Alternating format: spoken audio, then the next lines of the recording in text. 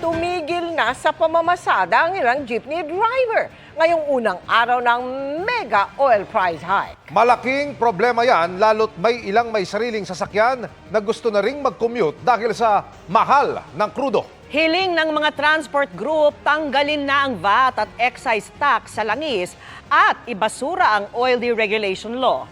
Nakatutok live si Salima Refran. Salima. Mel, Vicky, Emil, umaaray na nga mga motorista sa mega oil price hike na pinatupad sa iba't ibang gasolinahan ngayong araw. Sigaw ng mga operator at super ng jeep sa gobyerno saklolo mula sa tumataas pang presyo ng krudo. Mahaba ang pila ng mga sasakyan sa gasolinahan na ito sa Quezon City bago mag-alas 6 ng umaga.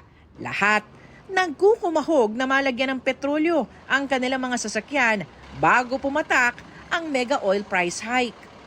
Patuloy tayong hindi tayo hahabol, wala tayong kikitain sa taas ng krudo. Walang magagawa, kailangan maghanap buhay eh. Kasi pag hindi ka maghanap buhay, magugutom ka. Wala naman solusyon ng gobyerno rito eh. May ilan namang nakapila na pero inabutan pa rin ng malaki ang taas presyo. Sisipagan na lang, kaso ganun pa rin eh. Kahit sipagan mo, mauubos din gas mo, may pila ka ulit. Panibago na naman yung bill, di ba? Wala tayong magagawa. Laban lang. Sa pag-iral ng taas presyo, dumalang ang mga nagpapakarga. Ang jeepney driver na si Allison, nagbilang muna ng barya bago makapagpakarga. Naka-4 na ikot na raw siya, pero wala pang kinikita. Wala pa eh. Wala pang kita. Wala pa siguro ano pa lang. Mga, ito, 300 pa lang yung sumusobra dun sa mga kinarga ko. Bali yan, nakakarga ko na ano eh. Pang 800 na to eh. Dun sa 4 na ikot, ito, 800. Tapos may sobra pa ako dito, 300. Eh magbaboundary pa ako. Boundary ko 600. May kinita ka ba? Wala pa. Hanggang mamaya pa ako na ito. Eh, hindi ko alam kung kikita. Wala, bigat, ang hirap. Parang dito na napupunta yung kita eh. Minsan pag wala pa sa hero, wala na. Kanya-kanyang diskarte naman daw ang paiirali ng iba para makatipid. Baka mag-ano na lang po, mag-bike na lang. Kukommute na lang. Hindi na magsasakyan. Minsan-minsan na lang siguro, hindi yung araw-araw. Ang hirap na dulot ng mas mahal na petrolyo, iniinda na ng mga tsuper at operator ng jeep. Kahapon, kausapot ang grupo ko sa Danmarod, sa Tayuman at sa Blumentritt, talagang napakabigat po. Sabi nga nila, palagay ko, kahapit hindi raw namin makakaya. Pangulo, kami po muna siguro mag-construction workers o magtitinda muna kami ng mga barbecue. Ganito na rin daw ang plano ng ilang driver sa Malolos. Dahil yung isang biyahe po namin ay may 100 lang po ang kinikita namin, 80 pa ang ulo. So mapipilitan siguro huminto muna yung iba pa mamasaga at paubaya muna sa mga operator habang naghihintay pa ng ayuda mula sa gobyerno. Nagkilos protesta naman ang iba't ibang grupo para kondenahin ang malakihang oil price hike. Hiling nila, ibasura ang oil deregulation law at tanggalin ang VAT at excise tax. Kung magagawa raw ito, baka hindi na kailangang pagbigyan ang ihahain nilang 5 pisong provisional fare increase para sa buong bansa. Ang fuel subsidy makakatulong raw pero hindi sagot sa kinakaharap nating krisis. Hindi na kaya ng mga driver at mga operator, hindi na rin kaya ng ating mga ordinaryong mga manggagawa dahil sa kararampot na sahod ng ating mga manggagawa, hindi na rin sasapat ang maliit na kita ng ating mga driver at mga operator.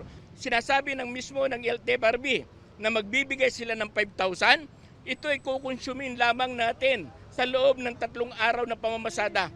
Anong saysay ng fuel subsidy kung tuloy-tuloy na tumataas ang presyo ng petrolyo? Bago pa ang takdang taas presyo ngayong araw, kanya-kanyang diskarte na ang mga motorista kagabi sa paghahanap ng mga murang gasolinahan. Gaya na lang ng taxi driver na si Mang Mario. Discarte na lang nito, pipila na lang sa mall kung may mapipilahan. Saka siguro, ang pagpakargahan ng gas, maghahanap talaga ng murang-mura. Kasi wala talagang kikitain. May ilang dumayo pa sa mga murang gasolinahan para lang makapagpa-full tank.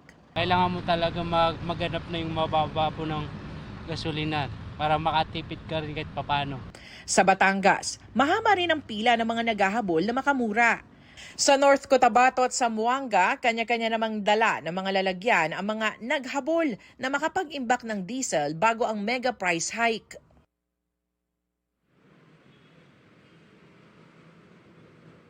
Vicky, kinontak natin ang Land Transportation Franchising and Regulatory Board pero hindi tayo napaunlakan ng panayam. Sa ngayon, hinihintay ng iba't ibang transport groups ang magiging hakbang ng pamahalaan para ibsan ang epekto ng oil price hike. Pero ngayon pa lang, nagkakasa na sila ng isang malawakan o isang araw na malawakang tigil pasada.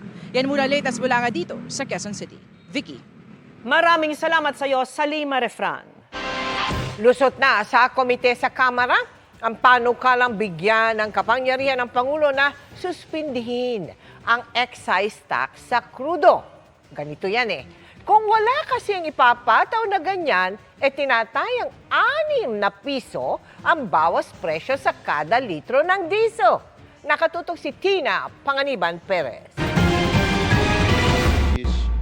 Likewise, approved. Sa inaprubahang substitute bill ng isang komite sa Kamara, pinapayagan ang Pangulo na suspindihin ang fuel excise tax ng hanggang 6 na buwan kung may isa sa 2 kondisyon. Kung isang buwan ang $80 per barrel ang Dubai crude oil o kung may declaration of emergency na certified ng Energy Secretary. Hanggang December 31, 2028 lang epektibo ang panukala kung sakali. Pwede itong i-extend ng Congress but not more than 1 year. Pwede ring bawiin ng Kongreso at any point in time, even within the 6 months, pag nakikita rin ng Kongreso na hindi na ito necessary. Kailangan din mag-report ng Pangulo sa Kongreso tungkol sa implementasyon nito, kabilang ang nawalang kita sa gobyerno at ang epekto nito sa ekonomiya. Kapag sinuspindi ang excise tax sa mga produktong petrolyo, 6 pesos agad ang inaasahang bawas presyo sa litro ng diesel. 10 pesos naman sa litro ng gasolina. Malaking bagay, lalo't ngayong linggo lang, mahigit 24 pesos ang dagdag sa presyo ng litro ng diesel.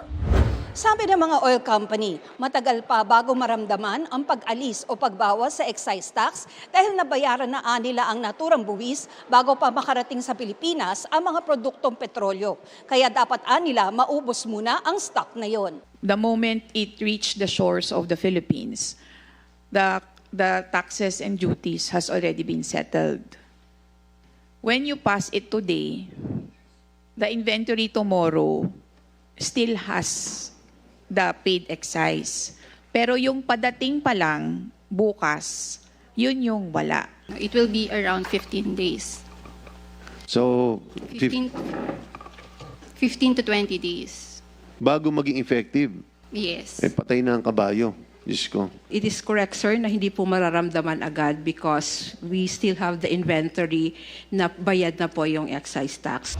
Para ramdam agad sa pump prices, inirekomenda ng chairperson ng komite na gawing tax credit o ibawas na lang sa mga susunod na buwis ang nabayaran ng excise tax. Wala ito sa mismong panukalang batas, pero pwedeng ilagay na lang sa implementing rules and regulation o gabay sa pagpapatupad ng batas. Upon the suspension declaration of the President, dapat the following day, effective siya immediately. Sakaling sertipikahang urgent ng Malacanang ang panukala, inaasahang maaaprubahan ito sa ikalawa, pati na sa ikatlot huling pagbasa bukas. Dahil nakatakdang mag-adjourn ang Kongreso sa March 21, sabi ni Senate President Tito Soto, posibleng magpatawag ng special session para aprubahan ang panukala. Para sa GMA Integrated News, Tina Panganiban Perez, nakatutok, 24 oras. Ang panukalang yan, pag-aaralan pa ng Pangulo bago niya i-certify as urgent ayon sa palasyo. Nasa Amerika pa rin ang Pangulo para sa kanyang working visit. At nakatutok doon live si Joseph Moro. Joseph! Vicky, kahit nga nandito sa New York sa Amerika, si Pangulong Bongbong Marcos ay nakamonitor ito sa epekto ng nangyayaring gera sa gitnang silangan dyan sa Pilipinas at dun sa hinihiling niya na emergency powers para maibsan kahit papano yung sumisirit na presyo ng mga produktong petrolyo na dagdag pabigat sa mga Pilipino ngayon. Gusto raw pag-aralan muna ni Marcos ang committee report ng Kongreso na magbibigay sa kanya ng emergency powers para bawasan o isuspindi muna ang pagpataw ng excise tax sa mga petroleum products upang bawasan ang bigat ng pasanin ng mga mamimili sa pagsipa ng presyo ng langis. Tinatalakay na mga panukalang batas para dito sa Kamara at Senado. Ang gusto raw ng Pangulo basahin ang mga isinamang probisyon bago is-certify na urgent ang panukalang batas. Pero hindi po agad makakapagbigay ang Pangulo ng Certificate of Urgency kung di naman po niya nakikita yung pinaka-report or yung bill. So, kailangan po niya mabasa yon kung ito'y naaayon din sa dapat na makuha na power ng Pangulo para po i-certify as urgent. Tiniyak din ng palasyo na nasa prioridad ang pagpapauwi sa mga Pinoy na naipit sa Middle East. Sabi ni Castro sa special cabinet meeting noong March 3 na pag-usapan na raw ito. May 400 na OFW na nga raw ang napauwi sa Pilipinas, may 2 mula sa Dubai naman. Ang dadating mamayang gabi via commercial flight. Bukas may dadating na 16 na Pinoy mula Egypt. May chartered flight daw ang Pilipinas na aalis sa Saudi Arabia sa March 14 at may isa pang nilalatag sa United Arab Emirates. Inalala po ng Pangulo ang maaaring danger kung agad-agad po maililipad ang ating mga kababayan, kung patuloy po ang sa pagbobomba o yung mga attacks no sa pagitan ng mga bansa na kinapalulooban po sa Middle East. Ang krisis sa gitnang silangan ng isa sa mga tema na magiging talumpati ng Pangulo sa United Nations bukas, oras dito sa New York. Kanina nagsalita ang Pangulo sa ika-70 session ng Commission on the Status of Women kung saan binigyan diin ng Pangulo ang pagbibigay ng pantay na karapatan sa mga kababaihan. Pangunahin dito ang pagbibigay ng edukasyon at pagkakataon. Women must be present wherever decisions are made. In government, in business, in science, in diplomacy, and in peace building. Because when women rise, societies rise with them. When women lead, nations move forward. Sa harap ng mga delegado dito sa United Nations, sinabi ni Pangulong Marcos na maraming pananaw tungkol sa mga kababaihan ang naglilimita o humahadlang para magkaroon sila ng mahalagang papel sa lipunan. Ang pahayag na yan ng Pangulo tumitingkad sa harap ng mga hindi magandang komento tungkol sa mga babae nitong mga nakaraang araw sa Pilipinas. But beyond laws and institutions, we must also address the attitudes and assumptions that continue to limit women's roles in many parts of the world. True equality requires not only policy change, but cultural change.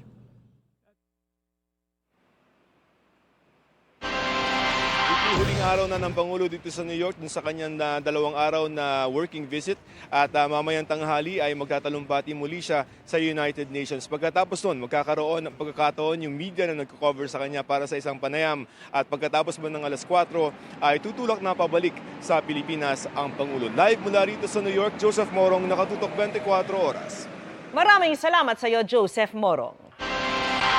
Kaugnay pa rin ang gulo sa Middle East, pinare-recall ng Pangulo ang isang empleyado ng Department of Migrant Workers na nantaboy umano ng mga OFW na humihingi ng tulong.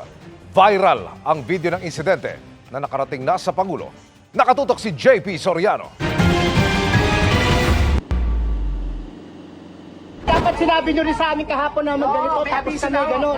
Eh ngayon, kung saan kami galing, wala naman kami natatanggap na kahit gano'n. Kung kami dito, paano yan? Sa viral na ngayong video sa social media, makikita ang isang empleyado ng Migrant Workers Office o MWO sa Embahada ng Pilipinas sa Bahrain na itinataboy umano ang ilang OFW na humihingi ng tulong sa gitna ng nangyayaring gulo sa Middle East. Hindi nagustuhan ng marami ang paraan umano ng pakikipag-usap ng empleyado ng BMW. Wala na ho, tapos na po ha. Hindi na kayo ma-entertain. Sir, bakit tapos na po ayuda? Magsumbong na kayo sa magsumbong sa mga gusto nyo pagsumbungan. Ang sinabi pa nitong dahilan sa mga humihingi ng tulong. Ang Manila ho ang nagsasabi, walang pondo. Walang pondo ha. Nakarating na kay Pangulong Bongbong Marcos ang video at agad na ipinag-utos na i-recall ang naturang empleyado na isa palang administrative assistant ng MWO. Hindi po ito ikinatuwa ng Pangulo. Nagalit siya para sa ating mga OFWs dahil sa pagmamaltrato ng ilang public servant. Ang isang public servant ay hindi po dapat na umabuso sa kanilang kapangyarihan. Walang dahilan ang pagyayabang o pagwawalang bahala sa ating mga kababayan. Ayon kay Migrant Workers Secretary Hans Kakdak, hindi katanggap-tanggap ang inasal ng empleyado. Very deplorable no yung ginawa ng MWO officer in this case, and highly disrespectful of OFWs, and last night I talked to the president and he gave me clear instructions aside from the recall to investigate the matter and to mete out the appropriate penalty if warranted. Ang utos ng Pangulo, tulungan lahat ang ating mga kababayan, mga OFWs, lalong-lalo na yung mga naiipit ngayon sa nangyayari sa Middle East. Para sa GMA Integrated News, JP Soriano, nakatuto 24 oras. Naharang ng pulisya ang tangkang pagtatago sa Maynila ng habal-habal rider mula Cebu na nanggahasa umano sa 11 taong gulang na bata. Nakatutok si June Veneracion. Pagbaba ng barko sa pier sa Maynila, nagmano pa sa sumalubong na tiyahin ng sospek. Pero hindi lang pala mga kamag-anak ang nag-abang sa kanya. Sama ka na lang sa amin, ha? Alam mo na? Ay, sir, ito pala yung... Sige, dito tayo sa gilid. Naroon din ang mga pulis na nakatunog sa kanyang planong magtago sana sa Metro Manila. Inaresto ang sospek matapos masangkot sa panggagahasa sa 11 taong gulang na biktima sa Cebu City. Right now, ang ating victim ay nasa hospital pa dahil yung bleeding, bleed yung bata. 11 years old at that, no? So, dapat lang mahuli siya at sagutin niya sa batas ang ginawa niya.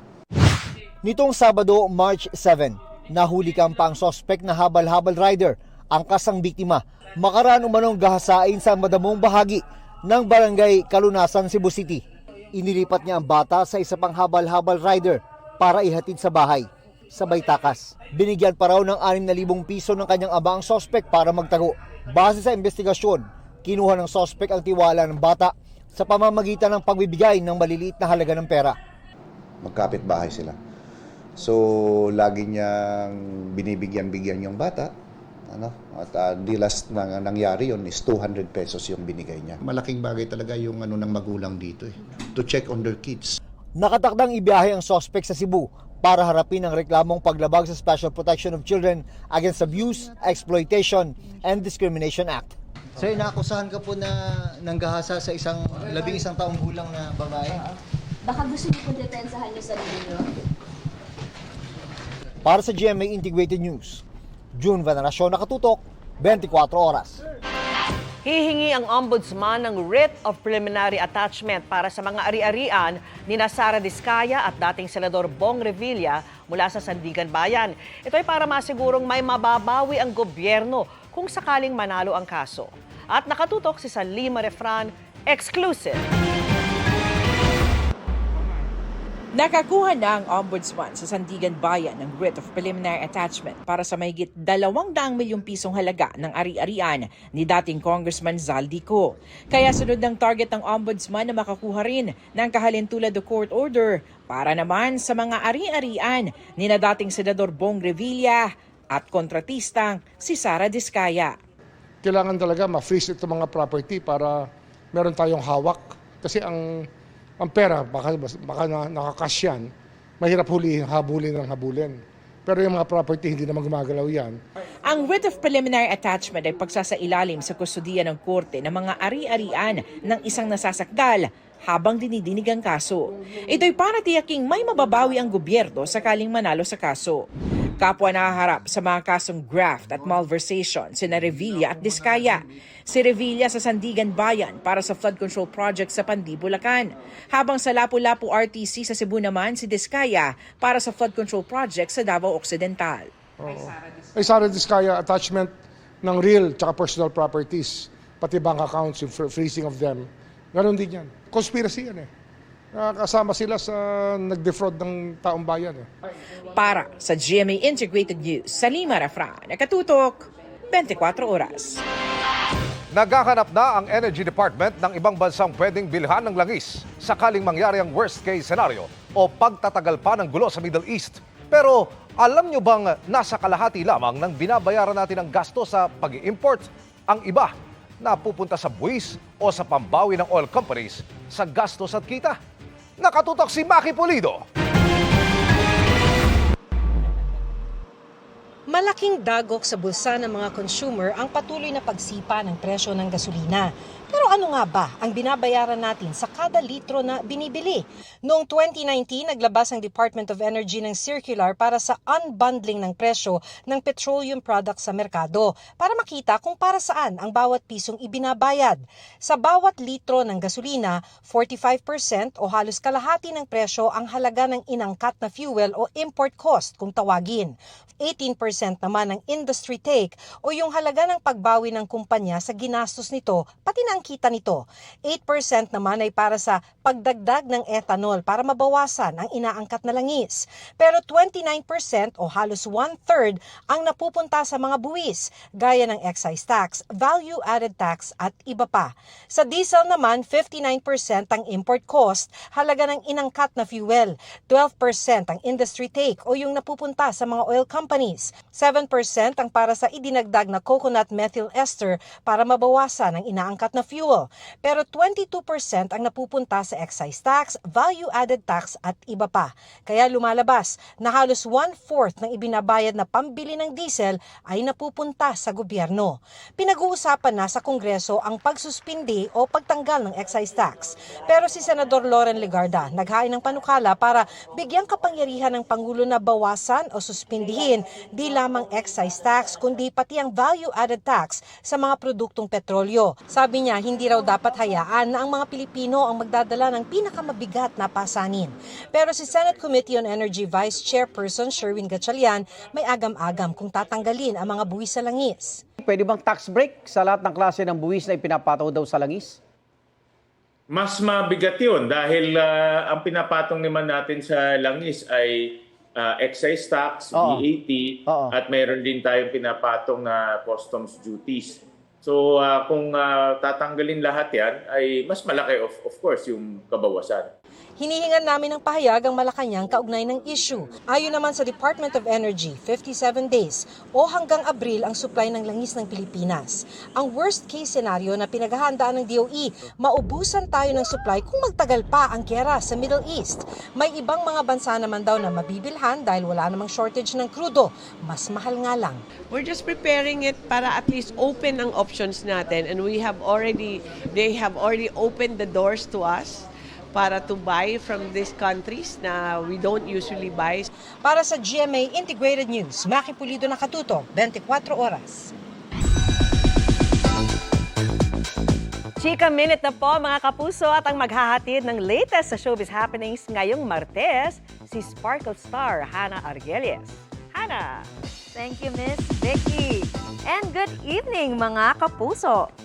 Palaki ng palaki ang Sparkle GMA Artist Center. Ngayong tahanan na rin ito para kay Miss Universe 2025 third runner-up at Tisa Manalo. Sino-sino kaya ang mga gusto niyang makatrabaho? Makichika kay Nelson Canlas. Ilang beses mang iniwasan sa showbiz team na uwi si Miss Universe 2025 third runner-up Maria Atisa Manalo. Last year pa raw dapat susubukan ni Atisa ang show business, pero mas nang ibabaw ang ambisyon niyang makapag-uwi ng corona para sa Pilipinas. Alam mo, dati iniiwasan ko talaga showbiz. Sabi ko, I don't know, I just thought that it's a big world that I don't understand. But now I realized that okay, I better try it before huli na yung lahat. What made you decide? After Miss Universe, I wanted to pour my passion again into something and I haven't found that yet. So sabi ko, maybe this is the perfect way to explore what I actually want to do. Ngayon, tuloy-tuloy na ang panibagong challenge sa career ng beauty queen. Pumirma si Atisa ng kontrata sa Sparkle GMA Artist Center.